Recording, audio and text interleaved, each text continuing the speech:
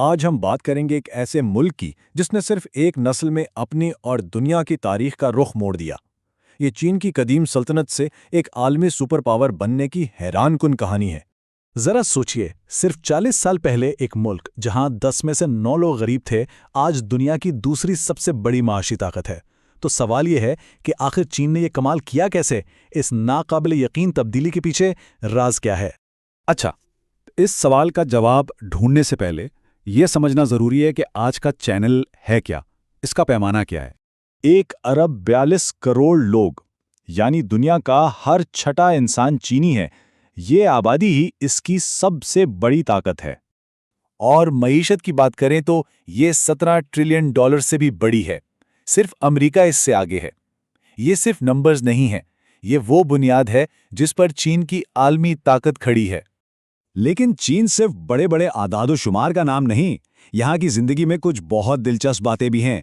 जैसे फौजियों के कॉलर पर पिन लगाए जाते हैं ताकि उनका पोस्चर ठीक रहे।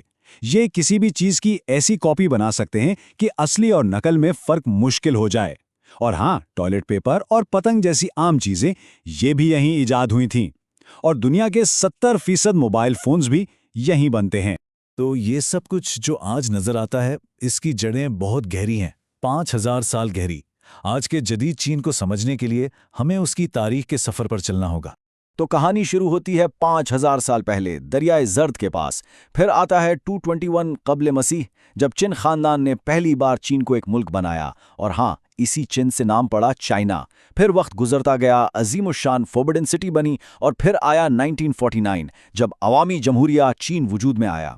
ये जो तसलसल है ना, ये बहुत कम कौमों के पास है। और इतनी लंबी तारीख से जाहिर है कुछ गहरे फलसफे भी निकले। 2 नजरियात खास तौर पर आज भी चीन की सोच पर छाए हुए हैं। पहला है कन्फ्यूशियस का फलसफा। सादा लफ्जों में, बोलो कम, काम ज्यादा करो, यानी किरदार गुफ्तार से ज्यादा अहम है। और दूसरा फलसफा जो इसके बिल्कुल साथ चलता है वो ये है कि भाई, माशरे को चलाने के लिए सख्त कानून चाहिए, इंसान को डिसिप्लिन की जरूरत होती है। आज जो हम चीन का करप्शन पर सख्त तरीन एक्शन देखते हैं ना, उसकी जड़ें इसी सोच में हैं। चलें, अब तारीख से निकलकर सीधा उस मोड़ पर आते हैं जिसने सब कुछ बदल दिया। वो अजीम माशी इनकलाब जिसने ना सिर्फ चीन को बल्कि पूरी दुनिया को हिलाकर रख दिया। उसे कहते हैं 40 साला मुअज्जिज़ा। 1970 की दहाई का आखिर था। डेंग शाओपिंग ने इस्लाहात का आगाज किया और नतीजा 80 करोड़ लोग गुर्बत से बाहर। जरा सोचें, 90% गरीब आबादी कम होकर 1% से भी नीचे आ गई। ये इंसानी तारीख में गुर्बत के खिलाफ सबसे बड़ी, सबसे तेज जंग थी। तो ये जादू हुआ कैसे? डेंग शाओपिंग का फॉर्मूला बहुत सीधा सादा मगर इनकलाबी था।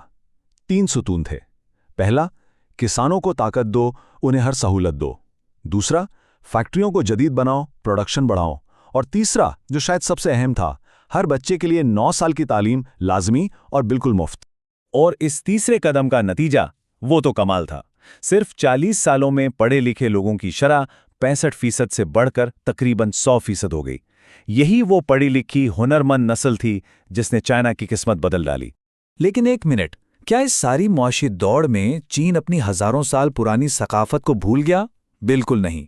आइए देखते हैं कि जदीद चीन का सकाफती रंग कैसा है।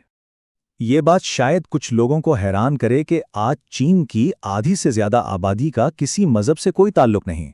लेकिन इसका मतलब ये नहीं कि वहां अकायद नहीं हैं।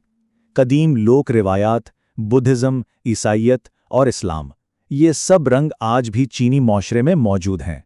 और पुरानी रवायात की बात करें तो वो आज भी पूरी आबोताब से जिंदा हैं।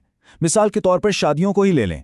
आज भी दूल्हा दुल्हन के घर जाकर उसके वालिदैन से इजाजत लेता है, उसे अपनी बाहों में उठाकर गाड़ी तक लाता है। और हर तरफ खुशकिस्मती की अलामत लाल रंग, हर तरफ लाल रंग ही नजर आता है।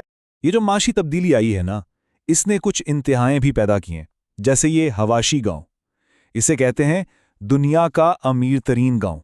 यहां हर कोई करोड़पति है और इस गांव का अपना एयरपोर्ट है।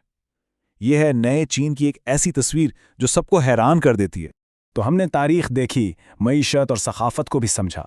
अब आते हैं आखिरी और सबसे अहम सवाल पर। इस सब का नतीजा क्या है? नतीजा यह है कि चीन आज सिर्फ दुनिया की फैक्ट्री नहीं बल्कि एक आलमी रहनुमा है। अलीबाबा, हुआवे, टिकटॉक, ये नाम तो सबने सुने हैं। ये वो चीनी कंपनियां हैं जो आज दुनिया भर में छाई हुई हैं। ये इस बात का सबूत है कि चीन अब सिर्फ मेड इन चाइना नहीं बल्कि क्रिएटेड इन चाइना भी है। दुनिया के साथ चीन के रिश्ते भी बड़े पेचीदा हैं।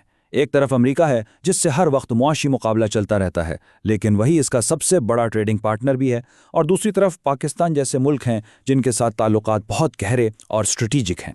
दिलचस्प बात यह है कि पाकिस्तान वो पहला मुल्क था जिसने अवामी जमहूरिया चीन को तस्लीम किया, और इस दोस्ती की गहराई का अंदाज़ा इस बात से लगाएं कि अजीम दीवार चीन पर एक तख्ती लगी है जिस पर उर्दू और चीनी में लिखा है, और उसमें दीवार के एक हिस्से की तामीर नौ में पाकिस्तान की मदद का शुक्रिया अदा किया गया है। तो जो मुल्क कल तक सिर्फ दुनिया की फैक्ट्री था, आज वो एक आलमी लीडर, एक मौजिद बन चुका है। इसने अपनी कहानी तो खुद लिख ली, लेकिन अब सबकी नज़रें उसके अगले कदम पर हैं। सवाल यह है कि ये ड्रैगन अब आगे क्या करेगा, क्योंकि इसका हर अगला कदम सिर्फ उसका नहीं बल्कि हम सबका, पूरी दुनिया का मुस्तकबिल लिखेगा।